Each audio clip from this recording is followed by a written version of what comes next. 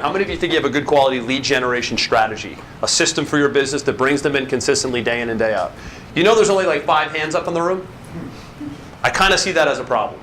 So that's why today we start a 3-month series on lead generation, sales funnel development, and follow-up. So everything I've been doing for the last 18 years, I mentioned in the video, it's my 18th year in the business of direct sales and marketing, meaning I've been doing this on my own. I haven't taken a company paycheck. I've never been an employee. I've supported myself selling successfully both offline and online for the last almost 20 years. And I kind of have a knack for this. And a lot of what we're going to talk about today, I'm happy to share that with you, especially what's working today. Because the big thing is it's what's working today. It doesn't matter what worked 10 years ago. It doesn't matter what worked 2 years ago. It matters what works today. So today's broken up into 3 categories. Number 1 is the traffic and lead generation workshop. And we have some handouts where we're going to get into the trenches today, and we're going to put pen to paper, and we're going to do a really cool exercise to sort of rate you as to where you're at with your lead generation right now. Second part of the meeting, Alex Miranda, who's here somewhere. Alex, say hi. Alex Miranda of the Creative Complex is going to actually add the element of branding and design to your lead generation process, because Alex and I like to talk about this. You never get a second chance to make a first impression when it comes to your marketing. And some people make a really bad first impression when somebody either gets to their website, or they get a direct mail piece, or they see a video. They sort of get turned off because a lot of people don't have their positioning and their brand and their kind of their mentality of what they want to project to the marketplace in place. At the end of the meeting, I'm going to do something I've never done before. And Christine, are we going on 7 years in May, or is it going to be 6 years in May? Where are my grizzled veterans in the room? I think it's going to be 7, right? 7. That makes me feel old.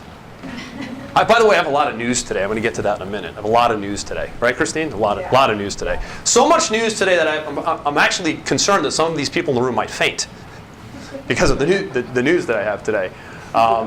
Where was I? The final piece of the meeting is I'm going to do something I've never done in almost 7 years. And I'm actually going to pull some of you out of your chairs and put you on my marketing hot seat. And we're going to actually bring your website up. We're going to bring up your marketing, and we're going to do a little analysis of it where the whole room can kind of chime in and rate you and give you good constructive, by the way, don't be mean, give constructive criticism as to, are you sort of lead generation worthy? Okay, so any brave souls that want to kind of think about that towards the end of the day? Okay, all right. But the prerequisite to that is, if we're going to do that, you have to have a website that's actually set up to be doing lead generation. I don't want somebody to get up here with an idea and sit here and go, gee, I have this cool idea for a website, but I've never had a website. We want to look at something. And we'll make sure we have internet at the break. So that's how the day is broken up. Everybody have an agenda? Yes? Yes. Okay, good. I have news. Cool news, actually. I just inked a deal with Advantage Media Group. My book, Sales Velocity, is going to be rolled out later this year. I'm pumped about this. This will be based on my 18 years of sales and marketing experience. And what's cool about this book, and you'll all get a copy of it for free, is it's old school, old economy meets new school, new economy, and comes together to what works today. Because I was selling pre-internet, and a lot of you probably can say you were selling pre-internet. I'm looking at Randy, of course, my baby boomer in the front of the room. Right? But here's the thing, what I've noticed, and I think you guys are going to love this, is what I've noticed is most people have great experience selling pre-internet, but they don't really do much of the post-internet selling using technology. But then there's a lot of new sales guys out today who are only selling post-internet, and they have the luxury of all the tools of the internet, but they don't have a lot of the old school pre-internet strategies. And I've done both for almost 10 years each, almost right in the middle. So I'm going to bring all those strategies together inside of Sales Velocity, which should be released this fall. I also just signed a deal with America's Premier Experts. You guys have heard of these guys? For you GKIC guys? So I'll be appearing on NBC, Fox, CBS, ABC in May. And then that will air. I'll get to use those seals. That will air probably late this spring. So I've been busy. And I like to kind of let you guys know what I'm up to, because when we get in front of the room and talk about what we talk about, it's nice that we're actually doing what we're teaching, right? And the other piece of news is I'm actually getting engaged in May, which is really big news. Did anybody faint? Christine, the water, maybe intravenous, right? Andrew, you did ask her first, right? She doesn't. Well, here, don't get ahead of yourself. She doesn't know. So you guys are the first to know. I mean, of course, family and friends know, but you guys got to keep this quiet. You do know this, right? And geez, I hope when I come back on May 29th, they actually have good news that it went well, right? That would be helpful. But yeah, that's my big news. But let's talk about you guys now. Let's talk about what we're going to talk about today. And before we get into the meat and potatoes of today, I want you to do one thing. I want you to shut your phones off, or at least put them on vibrate if you are so addicted. I know that might excite some of you, but just put them off, okay? I want you to be present for 2 hours today, because what we're going to talk about is game-changing. This is the fuel of your business. What we're going to talk about today is getting a target audience, getting a good lead generation strategy in place, and having a good quality, consistent sales funnel. So before we do that, though, Steve Garber's not here today. Steve is normally my mindset over skill set guy, so I'm going to do it today. And what I want to talk to you about today is a topic that I think we can all relate to, okay? But before we talk about this topic, it's called the power of if. I want you to write that down, the power of if. One word, if. And it's the power of if as it relates to adversity. Okay? Anybody ever experience adversity in their lives? Right? Does anybody feel like it's sort of happening at an all-time high nowadays? Right? So before I talk about the power of if in overcoming adversity, you're laughing, right? I want to quickly tell you a story about the carrot, the egg, and the coffee bean. Okay? So there's a story about a girl who just complained and complained and complained and complained about how bad her life was and how terrible things were and how she just couldn't get a break and could never get ahead. So as she was telling her dad this story, her dad put three big pots on the stove with boiling water. And in one pot he put the carrot, and in one pot he put the egg, and in the other pot he put the coffee beans. And he let them simmer and come to a boil. He said, I want you to feel the carrot when it was done. All squishy, right? She said, yeah, it's squishy, okay. I want you to feel the egg. Hard. The egg's hard. I want you to taste the coffee beans. Rich, robust, tasted great. So at the end of the day, you can be squashed by your adversity. You can allow it to make you hard, or you can make the best of it. And I have 7 ways I want to show you how to do that. And it's a mindset shift, and it's sort of a perception shift. And the first one is this. Adversity introduces us to ourselves if we want to know ourselves. Right? Adversity introduces us to ourselves if we want to know ourselves. Adversity is a better teacher than success if we want to learn from it. Adversity opens doors to new opportunities if we want to look inside and open them. Adversity can signal a coming positive transition if we respond correctly. Adversity brings profit as well as pain if we expect it and plan for it. And adversity writes our story. And if our response is right, the story will be pretty darn good. Anybody disagree with my 7? So my question to you, and I'm not going to spend a lot of time on this, is which one are you? The carrot, the egg, or the coffee bean? Do you get squashed by adversity? Does it make you hard and angry? Or does it make you robust and strong and flavorful? Anybody want to take a crack at it? Do I have any carrots in the room? Be honest. Any carrots in the room? You're a carrot? No. Of all people. No, I wanted to share. I think at some point we were all three, from our personal Yeah. experience, when we first started our business back in 2007, there were times where adversity would make us crumble or squash like carrots. Then you mature, you become stronger, and then you let things not affect you as hard, but you respond by becoming really hard and cold, and that's how you deal with it. But then you realize that if you don't take it as personal and then just accept it as part of The growth. process, exactly, then you start becoming A brewed, strong, Right. favorable cup of coffee. Yes. Right? And by the way, this is why Starbucks is such a valuable business, is because they make people strong and robust. And you're kidding, right? You were going to echo that, Greg? I Or no? said Isaac's hierarchy of needs, just like Maslow's, but a little different. Yeah, but no, he's right about that, though. Everybody goes through these phases, but obviously the key is to recognize it, observe it, and try to be in here as much as you can. So, little food for thought. I'm no Tony Robbins, but I wanted to just, as I like to do, start the day with a little mindset over skill set. But now, I want to dig in to the meat and potatoes of today, because I'm going to spend a good hour, a focused hour on the traffic and lead generation workshop and everything that I want you to get out of this today. And Christine, there's a handout. So as promised, it's a workshop, not a lecture, right? It's a workshop, so we're actually going to put pen to paper. Everybody have a pen? Pens? Does this hotel provide pens, or do we need to buy those too? What's that? Because I know a lot of you don't have pens today. You have styluses and fingers, and you're touching things and mouses, but there's not a whole lot of pens today. So she's gonna pass this out. I want you to get settled with this. I'm going to take you through an exercise today. I want your involvement, and what I ideally want you to come out of this with today is I want you to come out of this with a lot of clarity on who your target audience is and how you can better attract even more of them, if not possibly a new audience that you might not have ever thought of before. Okay. So let me know that you all have those. Christine, are you the only one doing this? Are you solo today? I call this first impression marketing, this whole lead generation thing. Anybody ever hear that term? I think I might trademark it. So don't anybody get any ideas. Those of you that are online GoDaddying this and Googling this right now, it's mine. I got it, I beat you to it, okay? But it really is first impression marketing. Lead generation and traffic and how you're perceived initially in the marketplace is your first impression that you'll make on your audience, on your target audience. Have enough?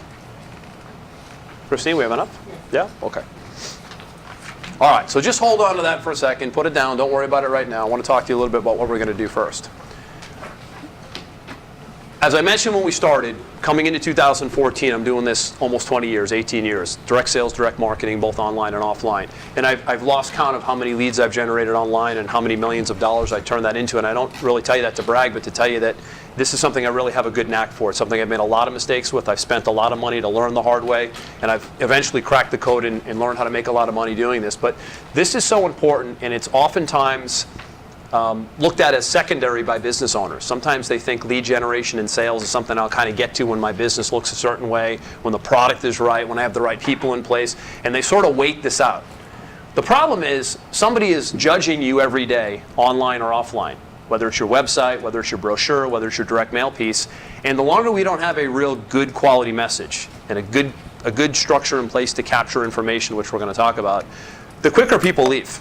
And we only have about 4 or 5 seconds today. So this lead generation traffic component really is what I call first impression marketing. And if you don't have a lead generation strategy, you don't have a real business. And some of you had your hands up today. I think it was about 6 or 7 of you that felt you had a good lead generation strategy in place.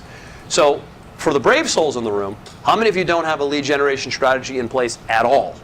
Which means there aren't leads coming into your business every single day. Be honest now. We're not here to judge you. We're here to just kind of get an idea what the ratio is.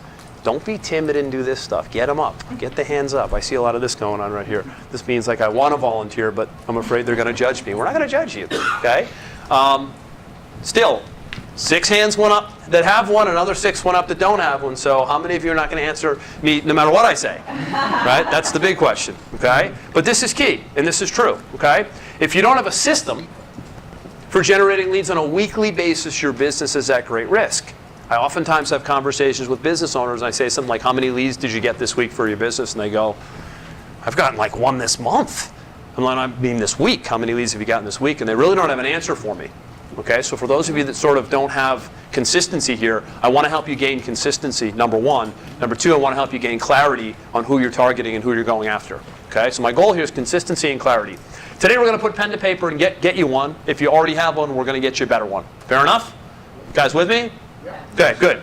So the person who can create systems for acquiring customers, clients, and members effectively and profitably is the money person in your business. Okay? That's the money person in your business. Nothing else is more important than this fuel for your business. So who's the money person in your business? Who's the money person in your business? I am. You are? Okay. Who's the money person in your business, Randy? My wife. She's the marketing and sales piece. Who's the money person in your business, Vince? Google. Google? Well, that's scary, actually. Greg, who's the money person in your business? Me. It's got to be you. It's got to be you. So at the end of the day, I was telling some of our guests, by the way, we have, I think, about 10 guests here. Raise your hand, guests. Right? Say hello to our guests. Give them a round for coming. Right? Go back one? Yeah. This one? So I told the guests during our orientation that you can outsource anything in your business because we all get so sort of stuck doing all the admin stuff. Anybody ever feel that way, like you're doing so many right? So that you're doing so many day-to-day management stuff and managing staff and putting out fires that we get far away from the sales and the marketing and the acquiring customers piece. And I told some of our guests, I think I was talking to you, right? We were kind of playing around with this, is you can outsource everything in your business, but as soon as you outsource this, it's equivalent to a heart surgeon outsourcing heart surgery. Could you imagine? I'm going to have this guy over here do it. He'll fix your heart. I'm good. I'm going to take the day off. This is the key. Okay, this is the quarterback of a football team, if you will. Okay, so to the guests, one of the things that I really will nail home on a monthly basis is keeping you from not veering off this track. We get so far off this track of acquiring customers and doing lead generation, sometimes we're unconscious to it, and next thing you know, a week, a month, 2 months go by and we haven't brought anything in new. No new leads, no new customers, and the business starts to do what? It's not doing this, it starts to do this. Okay, so creating some awareness to this is key today. And this is broken up into 3 categories. Randy. This is one of my lead generation campaigns, by the way. I'm going to come back to this in a minute. But Randy did this print job for me, offline campaign, which I'm going to talk about when I get into my examples later.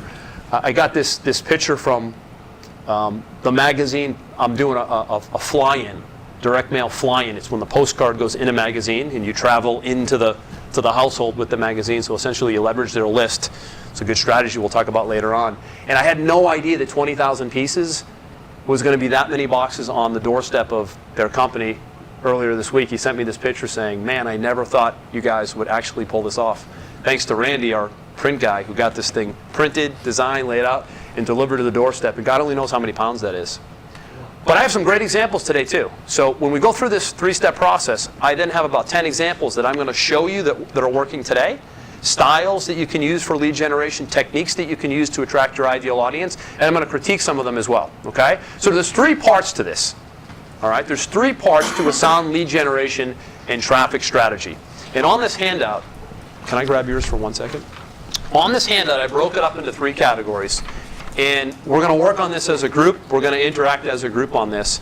And the 3 categories is all you need to worry about right now, because everything that you do when it comes to lead generation and sales will sort of fall into one of these 3 categories. But they're to be done in order, though.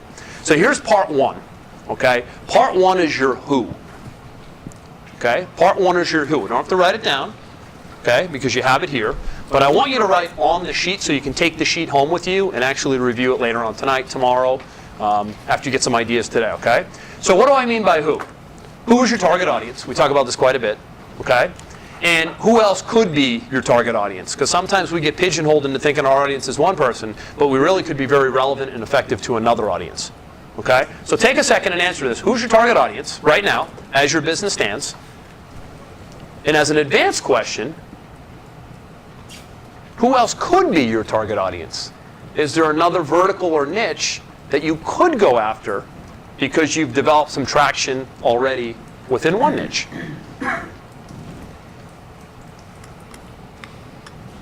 If you don't know who your target audience is because you might not have one, I want you to think about who could be or who you'd like to be your target audience.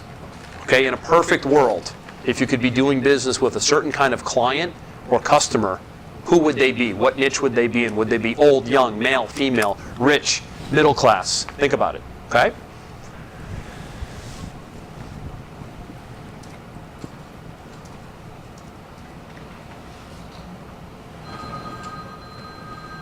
That's your target audience calling. That's what you want to have happen, is your target audience to call you. That's the whole point of where we're going today, right? Whose phone is that, by the way? Somebody didn't heed my advice about shutting their phones off in the beginning. Okay, I want to start off with this. How many of you don't have a target audience right now? If you don't have one, you don't have an ideal customer. Do you want to tell us why? I have an idea, but it's that open casting that you stated. I'm looking up target tourists, but then who else could be my target audience has all these different factors. Okay. So that's kind of. So you think you know who you want it to be, but you're not quite sure who it is yet. Okay. Anybody else feel that way? Where they kind of have an idea who their target audience is, but they're not quite sure. They just haven't really nailed it down yet. Yeah.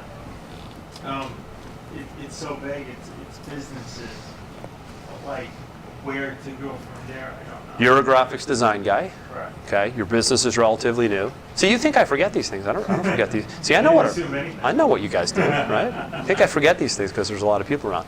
He's a graphics designer. He's a new member. And he's obviously excited and passionate about what it is that he does. But when we spoke recently on the phone, I do a call with all of our new members, right? We spent some time on the phone. He really thought that every single business really needed what it is that he does. Anybody ever feel that strongly about their product? Isn't that an awesome feeling? I'm here to tell you that it's not an awesome feeling. It might feel like an awesome feeling, but it is going to be a feeling that might feel awesome, but will be completely irrelevant and ineffective in the marketplace. And you know this. I'm not telling you this to beat you up. You know this. One of the suggestions I had for him is because you do some music, and you do, it's a passion of yours, is to maybe become a graphics design expert to the musical industry. Whether that's a route you go, hopefully you see the point, is you have some sort of an affinity to groups that you're already involved with, or groups that you've been in, or industries that you've been in, where you can be a very relevant specialist to that group. So sort of the thought I want to have you have here today is, if you don't have a target audience, or if you have a funny target audience, who is it that you know a lot about right now? You really have great knowledge of an industry or a certain kind of clientele that you could go after and refine your message and become a very relevant expert to them. Does that make sense? Okay? For those of you that have one, and you know who it is, are you finding that your marketing is way more effective and relevant to that audience on a regular basis? Yeah? Anybody want to share why? Why is that the case? When did that shift happen? What happened when that shift happened? Anyone? I don't understand. Erica? I don't understand the question. So at some point you probably didn't have a target audience. You were kind of just doing your thing. Or if you did it, you always did, that's good. So when you chose your target audience, did you find that your business became a lot more focused, more streamlined? What I found is that I defined my target audience, and then I went out in the marketplace, and then things started happening, and I started tweaking it, the marketing, based on what I learned and heard from them, and then it became better. Exactly. Okay. So here's the important thing that Erica said. She made a decision. I chose my target audience based on what, Erica? Was there a reason that you chose? Who is your audience? Women business owners, solopreneurs. Women entrepreneurs. Okay. And you chose them because you're a woman entrepreneur? Was there any specific thing that happened? Women entrepreneurs in the personal development business between 35 and 45. Pretty specific. Say that louder. Women entrepreneurs. And feel free to stand. Women entrepreneurs in the personal development business between 35 and 45, preferably married with children. You guys see how specific that is? Okay. Now, what happens a lot of times when we make that choice that she made to be that specific, to be that defined? We actually go, oh my goodness, I might miss out on a lot of business if somebody's over 40. Or I might miss out on a lot of business if the woman is, did you say they're single? Married. Married, okay. What if she's single? I might lose that account. That's what I want to kind of have you shake today. Because I want to kind of have you shake the scarcity mentality and realize that there's power in choosing, and that there's way more power in being real clear on who it is that you want. And what happens is you start to elevate yourself to expert status. Right? Think about the heart surgeon example again. He's not doing knee surgery on Tuesday and shoulder surgery on Thursday and fixing someone's toe on a Saturday. He's known as a heart specialist. He's known as the heart surgeon. He's a specialist in that area. That's the area that Erica is a specialist in. So I want to kind of challenge you to don't have a strategy to start becoming a specialist in a certain area, because it gives you great power, great liberation when you do, and it makes you very relevant to your audience. Okay? They know exactly what she does. They know what she stands for, and if they're not in her audience, she probably deters some, but she attracts a lot more. Okay? Who else? Who else chose? And when they did, they saw a difference for you more experienced. David? I'm a massage therapist, and I used to think everybody needs a massage, but when I started targeting... Which they do, by the way. Which they do. But when I started targeting athletes, and specifically tennis players and golfers, within my area for a 15-mile radius, started getting a lot busier, and people who were coming in were more committed to coming in on a regular basis and getting rid of either aches or preventing new aches from happening. And the income went up. So athletes? Athletes, but specifically tennis players and golf players. And in a certain geographical region, because I don't want to drive 20 miles to get a massage, right? So geography is key for those of you that have local businesses. to really become a certain specialist in a certain area, there's some power to that too from a geography standpoint. But I love that you chose, and I remember we did this in Mastermind, I love that you chose that athletic field because they're the ones that are going to appreciate the power of massage more than the average guy who might show up once in a while. So you're getting a more committed, right? Eric, you could probably agree to this. You're getting a more committed person when they know the framework you want them to be in. They're more committed because they feel that you're more committed. So this goes both ways. If you're committed to an audience, you're going to find people who are going to be committed to you because you're committed to an audience. And there's a lot of power in that we don't really think about, okay? The second question here, this is sort of an advanced one for those of you that have an audience. Who else could you be relevant to? Who else could you be, who else could you go after with the same service, the same processes, the same product that would respond well and you could craft an entire new dimension of your business? Companies that also do what you do. In my case, if I do internet marketing for local businesses, there might be an area of my business that I can leverage for another agency. You know, I might be really good at SEO. They might be good at PPC. Now I can say, hey, I can do your SEO for you, and all of a sudden I have potentially their clients as well. Yep, exactly, exactly. Who else could be your target audience? If you're dealing with one audience, so David, I'll go back to you as an example. Your audience right now is it golfers and tennis guys for the most part? Yes. Okay, so when he gets some traction and really starts to nail that, how easy would it be for David to sort of shift his marketing around and now instead of it just being golfers and tennis players, maybe now it's basketball players, baseball players, right? And he can craft different kind of messaging towards that audience, right? So would you agree that the basketball player is going to respond to a different kind of message than the tennis player? Right. The problem is a lot of us get lazy and we try to cast a message that's going to encompass all the athletes. And then what happens to all the athletes? They think that you're just another massage guy giving athletes massages versus, oh, no, he's the tennis player massage guy. No, he does basketball players, so there's knee issues and there's, right? So you can actually get more specific, which makes you more relevant, but guess what the big outcome of this is? Anybody know? Charge more. You can charge more. Anybody like the idea of more money? Show of hands. If every hand in the room is not up, you're going to be asked to leave. Good. Okay. So, but that's where this leads to. Targeting and being so relevant and so crisp. And so, remember how clear Erica was? She had boom, boom, boom, 4 different categories of what they're in. I guarantee, Erica, I've known you a long time, I bet your prices have done nothing but go up. They probably even went up in 2014. We were talking in the back. Her prices would never be able to go up if she was a generalist. She's a specialist. Okay? So I want you to be thinking about being a specialist in your business and being very targeted and knowing exactly, knowing exactly who you want and figuring out who it is I'm going to choose, and I'm going to move like lightning to make sure they know that I'm for them. Okay? You guys with me? Yes. Making sense? Yes. Okay. On your paper, on your notes, right? Did you kind of put some notes in there and add some thoughts and some keywords to who your target audience is or who you'd like it to be, and if you have one, who else could it be to add a new dimension to your business? Okay? Good? All right, excellent. Part 2. Stay with me now. I'm going to get to these cool examples in a little bit. Here's the how. How. Okay? What do I mean by how? How do you attract them? How do you attract them? Example, online or offline. Gave you that funny example, Randy, about the postcard we did, right? How do you capture their info? Email, phone. What do you like your clients to do? Do they call in? Do they fill out a form and give you their email? Do they have to send something back in the mail? There's so many ways that this can be done today, but so few of us do this consistently. Okay, we sort of do it once in a while. All right? So how do you attract them, online or off? And how do you capture their info? Okay? Here's my question, my uncomfortable question for part 2, okay? Be honest now, show of hands. How many of you, day to day, week to week, month to month, are consistently capturing information from leads that are in your audience that you're bringing in to learn more about you? Show of hands, keep them high.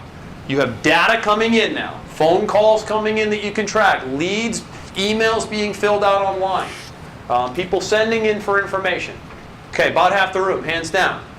Okay? Now, how many of you don't have data coming in the form of emails, phone numbers? Don't have it. Hands up. Don't have it. Okay.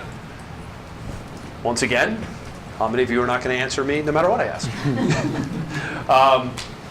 Is anyone brave enough to tell me why there isn't a mechanism in place in your business that is allowing you to gather email addresses or phone numbers or getting people to raise their hand and come to you every single day or at least every single week in your business? Any reason why? Yes, sir. I've been in business for a while, and I knew a couple years ago that a great untapped resource for me was to market to people that I'd dealt with before. So that's what I've been. So you're dealing within your warm audience. You're not doing a lot of the cold stuff to bring in the new, right? So today's big for you. Okay. Anybody else doing that too? They sort of just kind of getting it done within their warm audience, or they're getting it done with their existing customers, but they're not really going out. Basically, you're working your warm market, and you're basically a referral-based business. Is that how some of you feel? Yeah? Okay. Show of hands, how many of you are primarily a referral-based business? Okay. Okay. So nothing wrong with that. My thought on that, though, my philosophy, which is somewhat controversial on that, is I look at referrals as a bonus, not as the main fuel in the blood for your business. So when you learn this becomes the main fuel for your business, and referrals start to become a bonus. Referrals start to become like, wow, we just got 3 referrals today. That's amazing because we're already generating so many leads and sales from our actual marketing that's measurable, right? So think about your business as you want it to be a referral machine, but you want to make sure this is happening as well. Okay, referrals are great, but we sort of get comfortable with referrals. Do you know why? Because there's no sales resistance. Right? We don't like to make sales. We don't like to kind of push people, persuade people. So when those referrals come in, it's so easy. It's more right? of a quality of customer. Yeah. Client. Absolutely. And I don't want to take the time to weed through the crap. I mean, that's why I was certainly stick with referrals. Yeah, and I'm not telling you not to. Believe me, I want you to have referral powerhouses in your business, but I want you to look at and this is lead generation, right? Your referrals are new leads coming in. If I give you a referral, Randy, tomorrow you have a new lead. Right? If I give you a lead, you have a new lead. So lead's a lead. At the end of the day, a lead's a lead. It is a lead. Okay. But it's a warm lead. Here's what I want, though. Here's what my objective is for the next 30 some odd minutes here, is I want you to look at your lead generation like a portfolio. Anybody have a portfolio of stocks? Mutual funds? You don't own just one, right? You don't bank on that one stock and you hope that thing is going to make you rich. You usually have 2 or 3. If you're in a fund, there could be 10 or 15. So I want you to take a portfolio approach to your lead generation where you have referrals. You have perhaps online strategies, perhaps offline strategies. Perhaps you have people calling in to get a sample or something. That's how I want you to think today. Is I want you to think portfolio. Okay? How many of you are doing offline stuff? Because we've all sort of gravitated online. Offline. Hold them high. Give me examples of some of the stuff you're doing offline to generate leads. Networking, sponsorships, trade shows. Belly to belly, right? Speaking. Okay, speaking. What else? Direct mail. Direct mail? Yeah. Working for you? Yes. Yeah, good. Good. You had something earlier you were going to say. No. No? You were just busting my chops? No, it was just, you covered it. Okay. Direct mail. Good. Randy? One of the things that I made a conscious decision is to deal with GKIC members only. Mm-hmm. And I found that direct mail for me has been working, and that works great. But as a follow-up, when I go to Super Conference, that's when I close the deals. Mm-hmm. In person. Creating that personal relationship that you can't do through email or through phone call. Mm-hmm. So it's direct mail, and then the personal part of it is very important. And the higher you go up price point wise, right? So the higher we go ticket wise, so somebody that have high price products, 5, 10, 15, 20, 30, $50,000 products, the more personal is required. We'd love to automate this, but that would be a dream. Some of it can be, but we need to be in person. A lot of times on the telephone at the very least. Couple more. Some of you that are doing offline stuff, I'm curious, because I'm going to show some examles in a little bit. Virus database has been updated. I'm glad to hear your database has been updated. Does that mean you got new leads? Is your lead database? Christine just got 3 leads. Good, she's learning, right? Yes, offline. Yeah. The good doctors. Along with in person, going to the doctor's office personally, introducing myself, and then get to know me, as opposed to just sending a picture of myself. So you'll meet with the other doctors. So they're podiatrists, right? And your practice is new. It's only open a couple months now, right? This year, basically, 2014. So going out and meeting other doctors to get them to refer to you, Exactly. right? But in person. right? Good. I want to hear about more offline, only because we're so online today. Yeah. We're involved in a lot of foundations, and Mhm. I'm actually on the board of directors of a foundation, and my boyfriend was the treasurer of another foundation.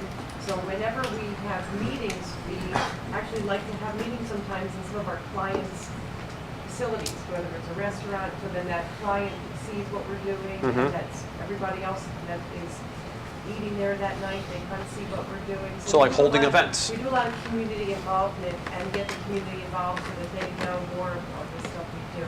And that's actually brought in a lot of business and a lot of awareness from this. So putting on events, Putting on charity events, charity events like this, Right, right. get people Right, and then those events comfortable. feed into other events and then that's, we get a lot of the, notoriety that way. Good. What else offline? A couple more. Yeah.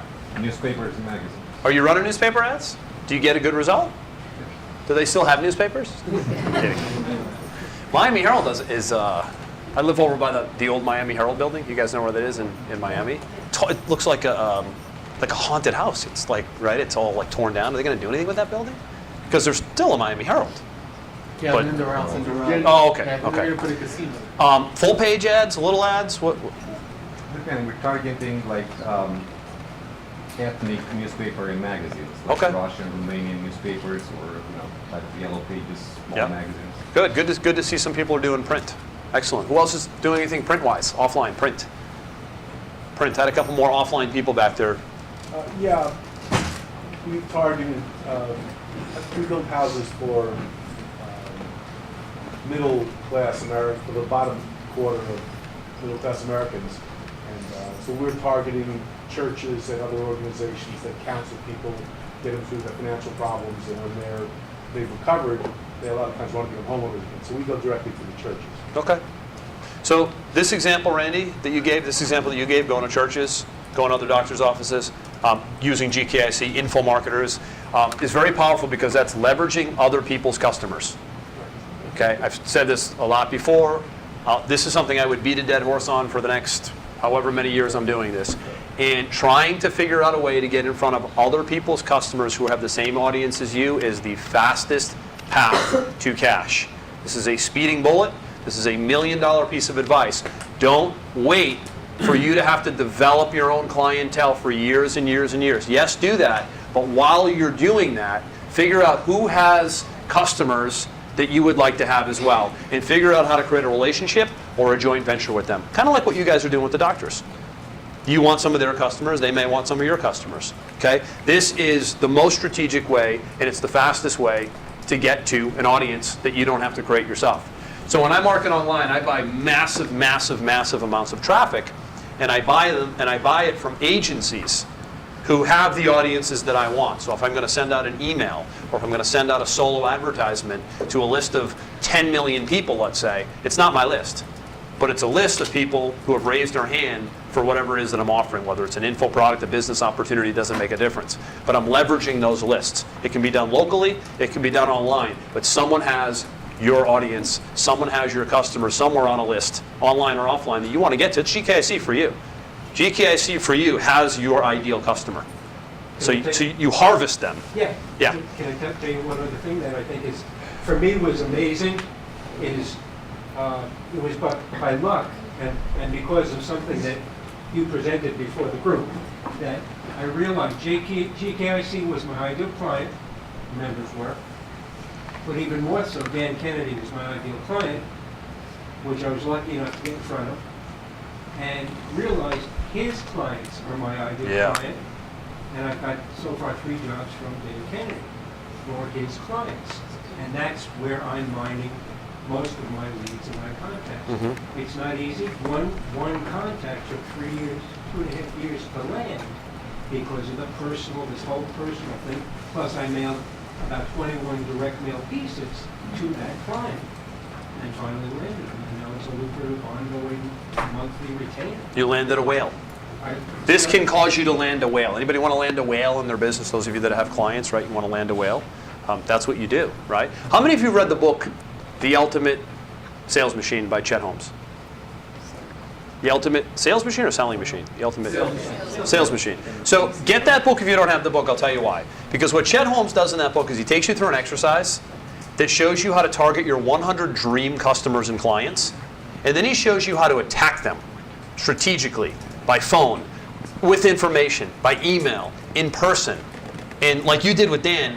So much you get in front of them for so long, but you can allocate so much more money when you have a small targeted list. Talked about targeting a second ago, right? You can allocate so much more time and money and resources to a small targeted list than you can when you're trying to cast a wide net to an audience that you think should be your audience, but there's just so many of them and it's so general. So again, generalist, specialist, targeted, non-targeted. Think about the leverage you create for yourself when you know who that audience is that you want to be in front of. You can spend so much more money. What do we default to in business today? How can I save as much money as I can marketing? How many of you feel that way? How many of you feel that way? I would love to market on a shoestring. Have you ever said that? Has anybody ever said that? How do I get this campaign out there as cheaply as possible? Anybody ever said that? You're all lying, by the way, if you haven't said any of these things, right? Right? We've all said this, right? But you know what? That's backwards. It's backwards. Right? What we should be saying is, how can I outspend my competitors? How can I be so targeted and niche that I can spend more to arrive differently? So I was having a conversation yesterday with my, Frank, you were on the call, with our Diamond Mastermind members. And remember John Tate's example? Remember John? So John Tate, who's not here today, they did a very sophisticated marketing campaign to all state insurance agency owners.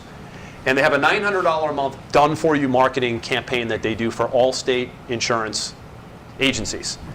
And they targeted the top, was it 150, Frank, I think it was, right? Like little over 100. I think it was 125. They targeted the top, this is the key now, not 10,000 of them. They targeted the top 125 agencies that they wanted to put their product and service in front of. And you know what they sent to them? I don't want to beat you up too much, but I told you I'd use your example today. They didn't send them a little postcard. They sent them a FedEx package. Anybody think a FedEx package when it arrives is somewhat important? Probably wouldn't open it like 4 days later. Next day FedEx too. Next day FedEx, right, Alex was on too. Next day, which I think they did by mistake, but they were like, wow. Yeah. So check this out. You can arrive that way, or you can arrive cutting corners. They arrived with a FedEx package. They got 27 people out of 125 to schedule a consultation to learn more, and they closed 8 of them at $900 a month. Now, cutting corners, show up with a postcard, spending some money, showing up with a FedEx highly important package. Do we see the difference? Right? Presentation, perception, first impression. Right? First impression. You're chomping at the bits. Go. Yeah, no, I just You're dying. I don't want you to lose your breath. No, Dan Kennedy mentioned in one of his presentations, one of the things that he mentioned is one of his highest end clients is in the financial services arena, and he deals with very, very high net worth individuals. Mm-hmm. And the grabber that he sent was a $100 bill. A real one? Yeah, a real $100 bill. Wow. So the mailing was expensive. Yeah. The rate of closing, I mean, the ROI, the return on investment. Could have had a $50,000 client. Was outrageous. Yeah. I mean, they made a fortune. They made a fortune doing that. So that speaks to what the example that you just gave. Yeah, exactly. And so think about this too. Let's take this another step now, right? Let's think about, are we dealing with an audience that is capable of spending big money? Or are we still trying to get the little Mickey Mouse commissions? Right? So if you don't have a product or a service in place right now that isn't a high-priced, sort of high-ticket, high-level, what I call the Mercedes-Benz of products, which you all have the ability to have that, you just need to choose to have it, then you can't do this stuff if you don't have that. If your first product is $100 and you're sending a $100 bill, you're going to be like underwater with your marketing, right? So the key is to structure your business in a way where you have these high-priced, high-value, Mercedes-Benz-like products, right? Yes? I got a good example of that.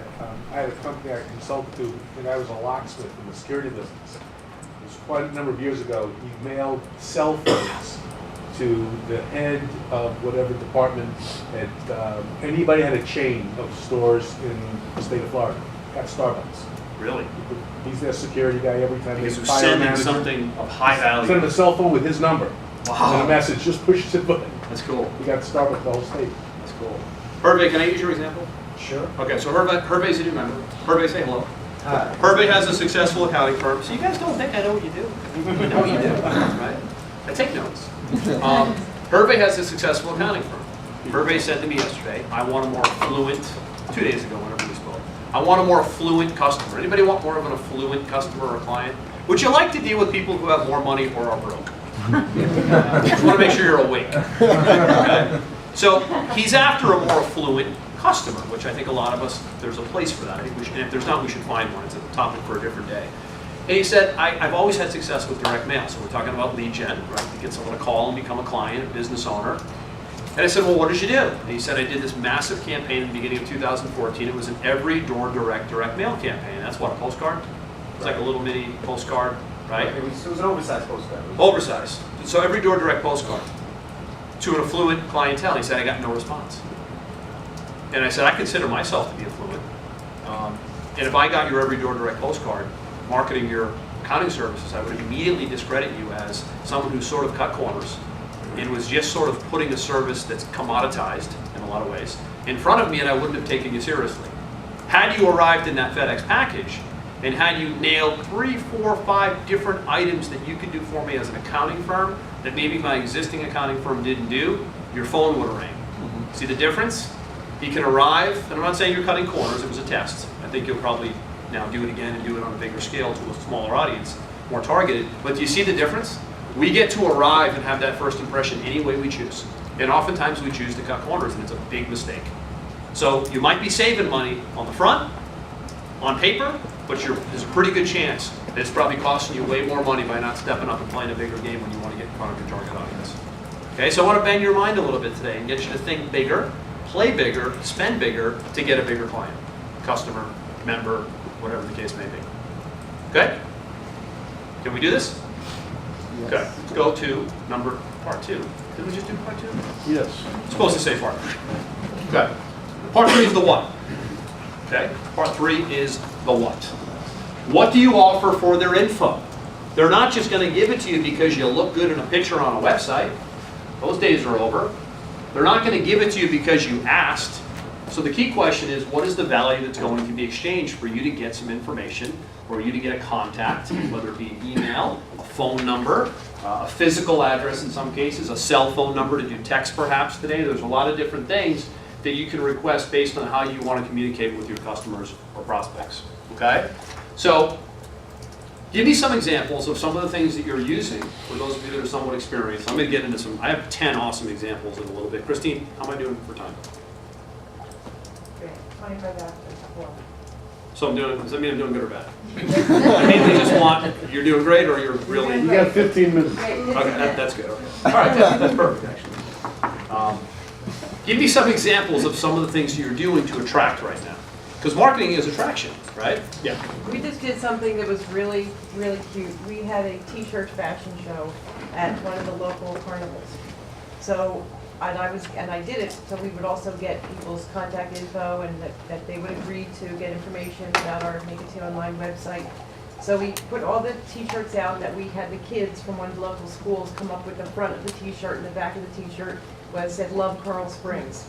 So it was a community involvement, so the people felt that they were doing something for the community, and they were going to pick the winning t-shirt. So the value was that they got to choose who was going to be the winning t-shirt, and the winner was going to get 25 t-shirts that were going to be handed out to various people around the community as a surprise. We were going to have the fashion police, but we're still working on this. We're having the fashion police arrest certain people. So the people in the community gladly gave us their contact info, their address, their phone number. Which now are your leads. Which now are leads. We collected about 300 leads Was that your idea? in a weekend. Was it your idea? No? Mom's idea? And everybody is, they're excited. So that was sort of a kind of a non-invasive way to collect Non-invasive, right, information, right. contests, things like that. Right. I have a So couple of contests. And they got to choose, and then we had a examples. fashion show, and we announced the winner, Good. and everybody was happy. So contests, getting people to not feel like they're being Right. marketed to. What else? What else? What are you using, Alex? So my target audience is, one of my target audiences is nightlife marketers. So I give them the guide to Instagram marketing for nightclubs, guide to Twitter for nightclubs, nightlife marketing trends, Physical report, e-report, ebooks, PDF? ebooks. Okay. So they exchange. They give me who they are in their organization, what industry they're in, And you're collecting this online? online. Okay, so this is online, free report, education-based, Yep. PDF. Throws right? them into a sequence, and then Which is the most common, by the way, guys. yeah. Giving somebody something digitally online is fast. It can be done in droves. All right, you've been doing it a long time. You had the physical book at one point. Yeah. You still use it? No. The physical book? No. Why? Are you too cheap to send it out? Yes. After what I said today, you're thinking about putting it in a Right, FedEx package right. now and sending it out to your ideal, Exactly. right? The selected ones. Yes. Me? Yeah. You had your hand up. I thought. No. I am an internet startup, and one of the things that we've done is work with other marketing partners, mommy bloggers, which are people that are speaking to our key audience. And one of the things we recently did was with a video blogger who did a contest and review for our site in conjunction with a video she was doing for her channel, and the numbers went through the roof in a matter of days. On a contest. It was a giveaway, but the real key factor was that partnership that we had with her audience.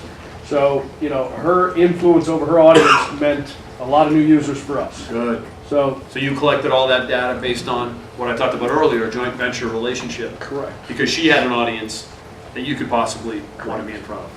Good. Contests are big, especially on social media today. You see a lot of these like Facebook contests. Right? A lot of people doing Facebook contests, which are like lead generation campaigns in disguise. They work well. What else? Deanna. Educational nutrition programs in schools, which already have a gardening curriculum in place. So I partnered up with a nonprofit organization, and now we did a 12-week program as volunteers, and now we're in the process of trying to sort of sell each of our businesses. So one of the team members put together and created a special PowerPoint presentation to show the principle, and we're in the process of trying to establish a price to go with the families, the homes of the families, to create programming. Nice, nice. Now, that said, versus pitching the program, because I'm going to talk about what we default to as human being business owners, I call it, right? Is we default to just pitching our products and services. How can we slow that down, put something in front of that, let the prospect have their guard go down, right? And put some information, demos, free reports, or trials in front of them. Something you might want to think about. Can they try it? Or that's why we're sort of offering, like, what I do is like free consultations, so they get to know. Right. Like that, exactly. Exactly. What else, guys? Anybody doing any trials? This is a big one today. People are so, I guess, sort of chained a little bit online, where they bought so much, they've gotten some good results, they've gotten some bad results, and now a lot of businesses, a lot of really successful businesses are doing trials, either free or $1 or low-cost trials, to get somebody sort of into a membership side, maybe have them try a piece of your product, maybe have them use a piece of your software. That's becoming a really popular way to generate leads, trials. Well, another thing that we're doing is tying in charity functions. So we did one for the Breast Cancer Awareness Month in October. We've got another one coming up for the Leukemia and Lymphoma Foundation. So we incentivize our other users to refer others, and for everyone they give it, we'll donate a certain amount of their name to charity. So, cool. So it's a win-win for everybody. And a good thing. Yeah. Yeah. Good. What else? Is anybody knocking the cover off the ball with one of these and generating leads on a very high level, at a very high level? Meaning every day, every week, leads coming in because of you have a good handle on this. Isaac? We do about 10 leads a day. Good. That was in my video. Yeah. I said if you're not doing at least 10 leads a day, you need to be here. So kind of a good barometer. But you're doing 10 a day online? Yeah. Mainly Facebook advertising? Facebook. Just Facebook advertising? Okay. Coming to a lead page to watch a video, right? Free video? Yep. Okay. Anybody else doing that kind of consistent number online? Debbie? I'm doing 10 a day. 10 a day? Online, right? Online. Coming on to get a book? What are they getting? What's Are- going on here?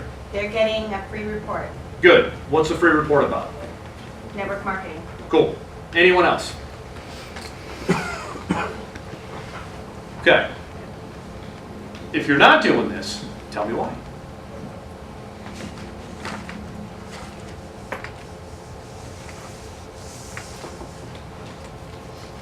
what to offer.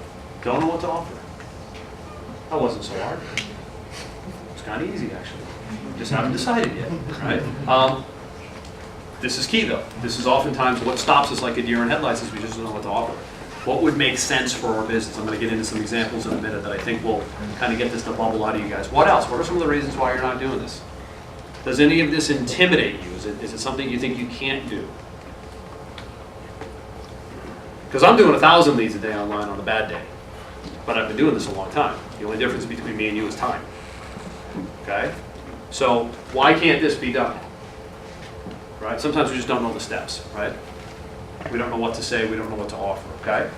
This is called the value exchange, right? We actually don't get the luxury of gaining someone's information if we're not of value to them first. You guys have probably heard a lot of the personal development gurus, the Tony Robbins of the world. You've heard a lot of big sales trainers say that building wealth and making money is a value exchange. It's not a go pitch your products and services and ram it down their throat exchange.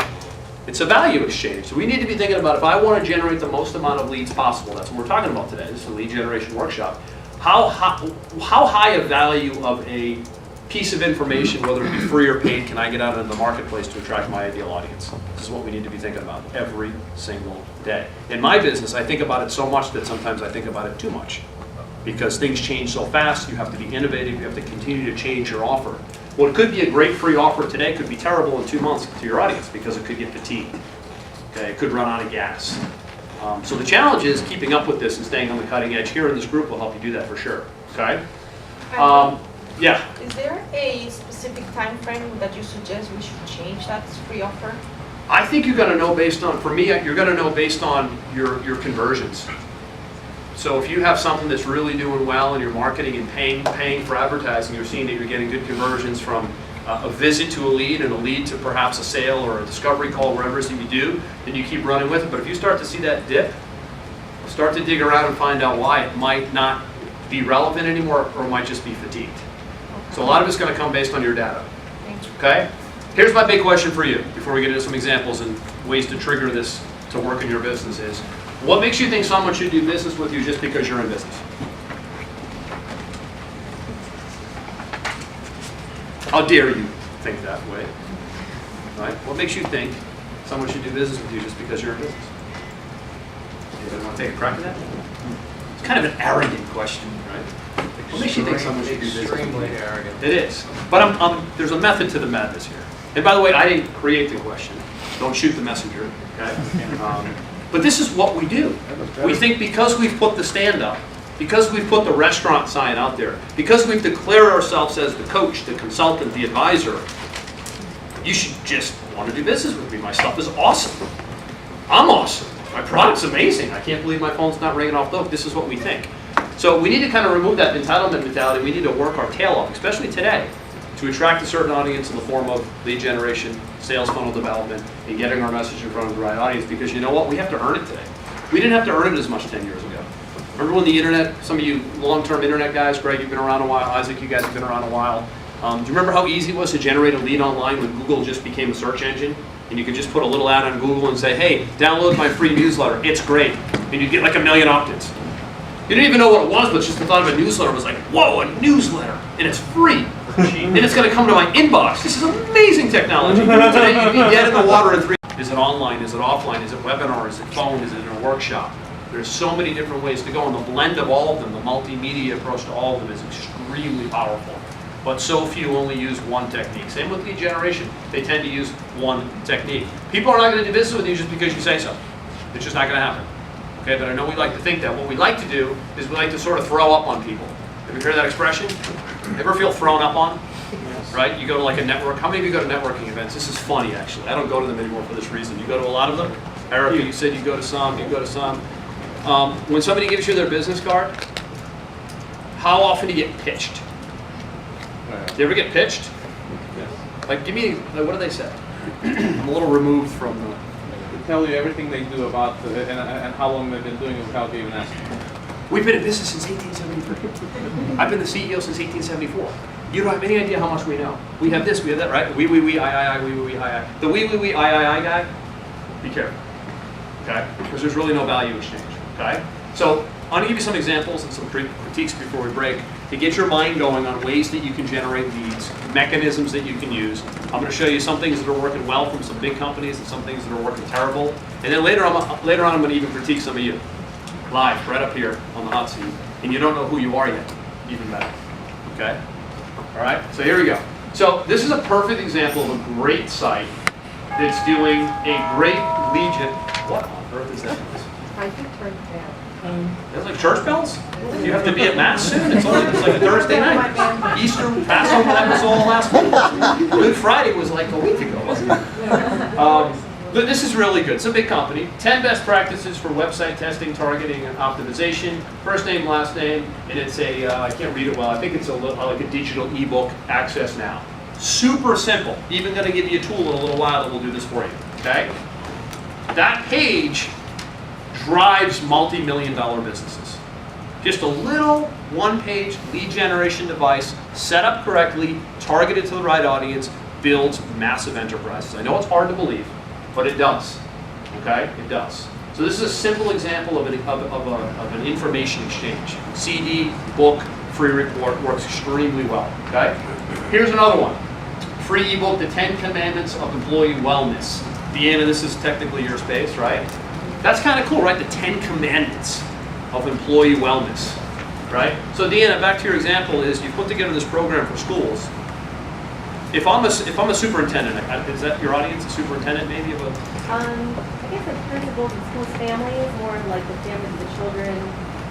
Okay. So what would be more appealing, guys?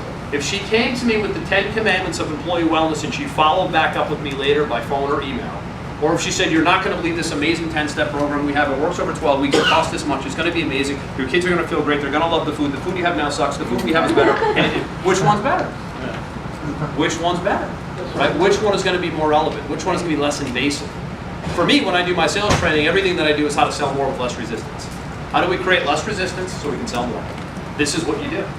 Okay, you slow down the sales process, and we put these walls and these fences up that do the lead generation and the sifting and sorting for you. Somebody who takes the time to fill out these fields, would you agree is a very valuable prospect to you? They've raised their hand and said, show me more.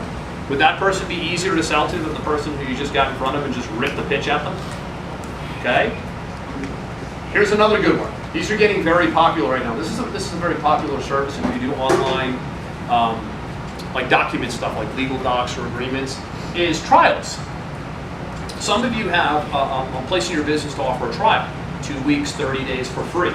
Sometimes it's in one of my businesses we do a $1 trial for 7 days, and then they bill at the regular price on day 8.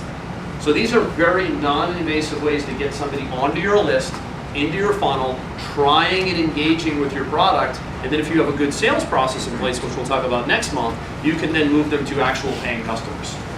Okay? Do you know what the downside of this is? Anyone? You have a lot of different emails? Huh? They have a lot of. That's a good problem. A lot of different emails. You know what the problem with this is? It actually requires work. It's a huge problem today, I know. It actually requires work because you have to build something that goes on behind it in the form of moving them through a process. You have to follow up with them. There has to be autoresponders, perhaps direct mail. This stuff immediately on the surface looks intimidating, but I can tell you that if you're willing to put the work in and the time in to do this the right way, you can completely re-engineer the way your business looks economically. Completely. Okay, here's another one. This is actually a good one. Do you hide your double chin? She has a scarf on. So they had fun with this. The plastic surgeons? It's a medical research study for reducing excess fat under the chin. But they're not offering their product and services. What they're offering is an opportunity for you to see if you qualify because your chin is droopy or whatever it is, right? So maybe, do you qualify? Meaning, could you maybe be chosen to participate in this trial? You guys could do this with the foot, right? Do you qualify for, right? This works really well in the medical field because there's always a lot of chiropractic, right? Do you qualify for having your back actually not be in pain anymore? Right? There's a lot of ways to play this, okay? Here's another one. This is great for you guys that are in like educational, if you have schools or courses. Get prepared for business law school, pretty basic. Talk to one of our career leaders. It's basically a consultation. A lot of you do consultations, right? Free consultations. This is a way to do it. Okay, call me back. Very simple, very basic. This one is really cool. I don't know if you could read this. This is, if you know someone in New York who sells a great product or service that needs advertising, all you have to do is introduce us to the manager of the business, and we will send you a check for $500. My eyes are pretty good. But that's cool, right? So that's a lead generation campaign, but it's referral based. Okay, so it's not something you'd market to the masses. You'd actually probably put this in front of maybe your warm market people who are influencers that you could give a finder's fee for to find your ideal audience. But you know what's happening right here? They're actually building a list. Okay, they're doing lead generation. Here's another good one. This is from an investment company, Wine Investments. Amazing opportunity. Download your free brochure. I'm not so keen on the download your free brochure. It's a little old school. I don't think a brochure is that exciting, right? But download our guide of other successful investors who saw over 50% return, right? If you kind of made it a little bit more testimonial driven, it would be a lot more powerful. But it's a good layout, right? It's a friendly layout, and it does the job from a lead generation standpoint. If the copy's right, if the message is right, if the audience is right. Okay? Yeah. You gotta look at your company though. That's a finance firm. They had to get that through compliance. Yeah, it's true. They're not getting anything other than a brochure. I'm actually surprised they got this through without it getting critiqued because of this, right? 'Cause that's pretty aggressive. Actually. But here's what I want you guys to see though. You see the simplicity? It's not a big, heavy-duty, rich site with a lot of links. It's a very basic lead generation component. Here's another one. Let's say that. A list of vocabulary words that can change your life, but a conversation can't. This is like a foreign language thing. Start your free trial, like a Rosetta Stone kind of a thing. Again, a free trial. So back to my example of the direct mail piece that we talked about. So I'm doing a direct mail piece right now offline. And most of my stuff's online, but I'm doing an online piece right now. This is 20,000 pieces of a brochure that I did. This isn't a business opportunity magazine. My company, a mobile marketing company, one piece of my business is a business opportunity where people can market our services and get paid. So this is the postcard that I did, kind of to get into these internet marketers' faces about not always doing internet marketing but moving towards mobile marketing. And what we did, what's cool about this is this goes inside every magazine that goes out to all 20,000 of their subscribers at their doorstep, literally in their mailbox, not inbox. So that's their list. I talked about this earlier, not my list. So I get to fly in. It's called a fly-in, postcard fly-in. But I'm only doing lead generation. I'm driving them to a website to opt in and watch a video. Right? So that's offline to online. You and I both know, Randy, where Dan Kennedy's having a lot of success right now with his six-figure clients. Most of his big copywriting projects now are offline to online. Why is that? Because there's so much distraction online right now that if you can find a way to get to the audience offline, drive them onto a video, a webinar, a presentation, a phone call, the engagement rate is huge. It's like double what it is online to online. So think about that as well, okay? Here's my new favorite technique. Christine, how are we doing? 1 minute, I'm doing great. Okay. My new favorite technique. Greg, before you recommended this the other day, I was looking for it for like 3 weeks, and finally you gave me the service. But this is what they call it the fake out squeeze page. I call it the blind opt. I don't know if you guys have seen this page yet, but this is a game changer. How many times do you get to a website and the first thing you see is name, email, last name, and you're like, all right, I guess I'll sign in again, but you kind of have opt-in fatigue, if you will. Mm-hmm. You sign into so many things, you go, you know what, my inbox is already at like 450,000 right now, so I want to go to 450,001, right? So you go, oh, well, okay, well, if I can get this report right now, that's huge. I mean, I don't even have to I don't have to crack 450,000 emails, and then bang, you click the button, and the opt-in pops up, and guess what just happened? As soon as I clicked I want it, I'm psychologically already involved. I can't not get it now. So this has just created, being in the internet marketing world, I see this stuff relatively firsthand. This has created incredible conversion rates on websites. It's the blind opt-in. Again, looks like this. You click the button, I don't have to give my email. This is great news. Oh, actually you do. Right? And it's a plug-in, and you click a button and it pops up. And remember, the power of them pressing I want it now, they almost feel obligated to move forward to get it because they want it. Right? So it's a two-step. I call it a blind opt, and I love it. You should have a lead pages affiliate link. one of the things that is worth testing with this, because this is relatively new technology, and you can't do it with leads pages, you can only do name and email. But with Optimized Press 2, they just came out with the exact same thing. And a lot of the other forms that we saw up there was name, first and last name, address, telephone number, and email. If you test with some of those elements, you might find that you're able to get more information from the people because you've done it in this manner. Less. Yeah, opt-in. somebody's already made the commitment to, oh yeah, I want this thing. Oh, I gotta do this to get it. Whether it's a free report or you're giving a book away for free and charging shipping, you know. It's worth trying. This is called lead pages. Okay. If you go to this link, you can. I think it's a 30-day free trial. If I'm not mistaken. Actually, we might have to pay for it. It's called lead pages. This is the best lead capture system I've seen all year. I've seen a couple good ones, but this one's the best one, again, because they have this blind op. But for those of you that can't get started, I want to leave you with this before we break, right? For those of you that say, I could never do this, how could I build a lead capture page? How could I be capturing leads? I don't know how to do it. I don't know what to offer. They have like 30 templates that you can literally take and have them online and published by tomorrow. And then at that point, what does it come down to? It comes down to getting in front of your target audience and deciding if you want to capture name, last name, email. Kathy, you guys are going through this right now. Kathy and Jeff are getting ready to do big offline print advertising for their new dentistry school for horses. And they're figuring out, how are we going to generate leads? What kind of lead capture page structure are we going to do? How do we build this pre-launch list? You know, this might be a technique that we could talk about, right? But again, not having something to generate leads every single day is a very risky proposition today, guys.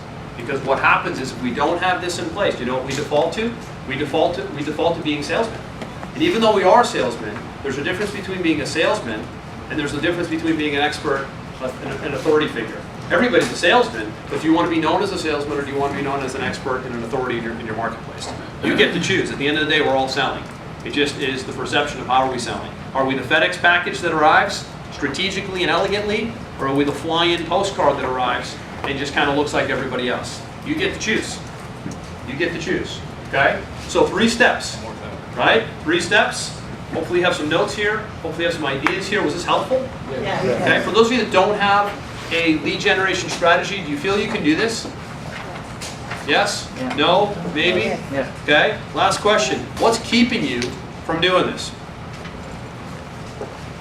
What's keeping you from doing this tomorrow? Nothing. You. You can do this. Use this.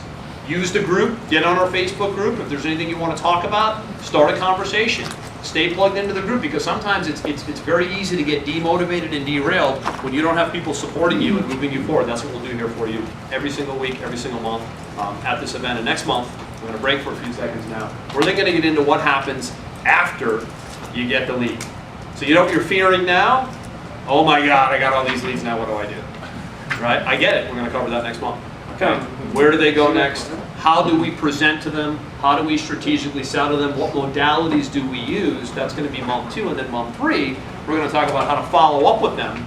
Now that we got the lead, now that we've made a presentation, now how do we keep them coming back? Because we all know not everybody buys right away. So this is a 3-part series. Okay. Now, after the break, Alex Miranda's chomping over there to get up here and talk branding. We talked about first impression marketing, right, Alex? So Alex is going to talk about 30 minutes after the break, how to make this look a certain way that it's very classy, appealing, outrageous in some ways, right? So that you look like a Mercedes-Benz arriving, not a Hyundai. No disrespect to anybody that drives a Hyundai, but we have a different perception of how that vehicle arrives. We want your vehicle to arrive in a very classy, elegant, strategic way, okay? And then towards the end of the day, for those of you that have websites that are up right now generating leads, Isaac, you're already a candidate. It's just, sorry you had to volunteer that information. I'm going to bring some of you up here, and we're going to look at what you're doing right now in the marketplace that's working, what's not working. I'm going to do some critiquing. We'll get some feedback from the room, and we'll do some on-the-fly hot seats before we wrap it up for the day, okay? Good. Excellent. Let's take a break. Coffee, tea, refreshments, and a word from our sponsors.